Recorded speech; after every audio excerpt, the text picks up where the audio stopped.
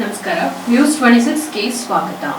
ದಯವಿಟ್ಟು ನಾನು ತಮ್ಮಲ್ಲಿ ಮನವಿ ಮಾಡ್ತೇನೆ, ಇವತ್ತು ಬ್ಯಾಂಕ್ಗಳು ಇವತ್ತು ನಮ್ಮ ಸರ್ಕಾರ ಏನಿದೆ ಯಾತಕ್ಕೆ ಈ 0% ಬಡ್ಡಿ ದರದಲ್ಲಿ ಕಡಿಮೆ ಬಡ್ಡಿ ದರದಲ್ಲಿ ನಿಮ್ಗೆ ಕೊಡ್ತಾ ಇದೀವಿ ಅಂತ ಅಂದ್ರೆ ನೀವು ಉದ್ಧಾರ ಆಗ್ಲಿ ಅಂತೇಳಿ. ಹೆಣ್ಣು ಮಕ್ಕಳು ಉದ್ಧಾರ ಆಯ್ತು ಅಂತ ಅಂದ್ರೆ ಹೆಣ್ಣು ಮಕ್ಕಳು ಸಂಸಾರ ನಡೆಸೋದು ಸುಲಭ ಆಗ್ತದೆ.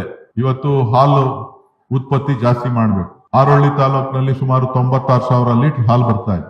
ನಮ್ಮ ಶಾಸಕರಿಗೆ ನಾನು ಮನವಿ ಮಾಡಿದ್ದೇನೆ, ನಮ್ಮ DCC ಬ್ಯಾಂಕ್ ಅಧ್ಯಕ್ಷರಿಗೆ ಮನವಿ ಮಾಡಿದ್ದೇನೆ, ಏನಾದ್ರೂ ಮಾಡಿ ನಮ್ಮ ಊರಿಗೆ ಎಲ್ರಿಗೂ ಕೂಡ 2 ಹಸು ಹೊಸದಾಗಿ ತಗೊಳ್ಳೋದಕ್ಕೆ 3% ಅಂದ್ರೆ ಒಂದು ವರ್ಷಕ್ಕೆ 3% ಬಡ್ಡಿ ಕೊಡ್ತಾವ್ರೆ ತಗೊಬಿಡುವ ಅಂತ ಅಲ್ಲ.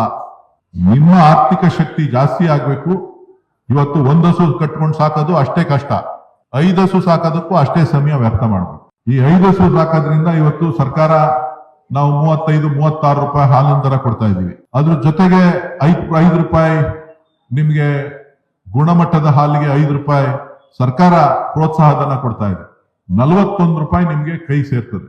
15 ದಿನಕ್ಕೆ ಒಂದ್ಸಾರಿ ನಿಮ್ ಅಕೌಂಟ್ಗೆ ನೇರವಾಗಿ ದುಡ್ಡು ಬರುತ್ತೆ. ನೀವು ಸರ್ಕಾರಿ ಸಂಬಳದಲ್ಲಿ ಯಾವ ರೀತಿ ತಗೋಬಹುದು ಆ ರೀತಿಯಾಗಿ 15,000 ರೂಪಾಯಿವರೆಗೂ ಕೊಡ್ಲಿಕ್ಕೆ ನಾನು ಅಧ್ಯಕ್ಷನಾದ್ಮೇಲೆ BDCC ಬ್ಯಾಂಕ್ ಅವರೆಲ್ಲರಿಗೂ ಕೂಡ ನಾನು ಮನವಿ ಮಾಡಿದ್ದೇನೆ. ನೀವೇನಾದ್ರೂ ಮಾಡಿ ಒಂದೊಂದು ಸೊಸೈಟಿನಲ್ಲಿ ಕನಿಷ್ಠ 30 ಜನರಿಗಾದ್ರೂ ನೀವು ಹಸು ಸಾಲಗಳನ್ನ ಹಸು ಸಾಗಾಣಿಕೆ ಮಾಡ್ಲಿಕ್ಕೆ ಕೊಡಬೇಕು. ನಮಗೆ ನಮ್ಮ ರೈತರಿಗೆ, ರೈತ ಮಹಿಳೆಯರಿಗೆ ಹೆಚ್ಚಿನ ಆರ್ಥಿಕ ಶಕ್ತಿಯನ್ನ ತುಂಬುವಂತ ಕೆಲಸ ಆಯ್ತು ಅಂತ ಅಂದ್ರೆ ಇವತ್ತು ಹಸು ಸಾಕೋದ್ರಿಂದ ನಿಮ್ಗೆ ಒಂದ್ ತಿಂಗಳು 20-25,000 ರೂಪಾಯಿ, ಒಂದ್ 4-5 ಹಸು ಸಾಕ್ತು ಅಂತ ಅಂದ್ರೆ ನಿಮ್ಗೆ ಒಂದು 20-25,000 ರೂಪಾಯಿ ಆದಾಯ ಬರುತ್ತೆ. ಆದಾಯ ಬಂತು ಅಂತ ಅಂದ್ರೆ ನಿಮ್ ಜೀವನದ ಮಟ್ಟ ಸುಧಾರಣೆ ಆಗ್ತದೆ. ಇದಾಗಿತ್ತು ಇವತ್ತಿನ ಅಪ್ಡೇಟ್ಸ್. ಇನ್ನಷ್ಟು ಸುದ್ದಿಗಾಗಿ ನೋಡ್ತಾ ಇರಿ ನ್ಯೂಸ್ 26 ಕನ್ನಡ. ನಾವು ನಿಮ್ಮೊಂದಿಗೆ.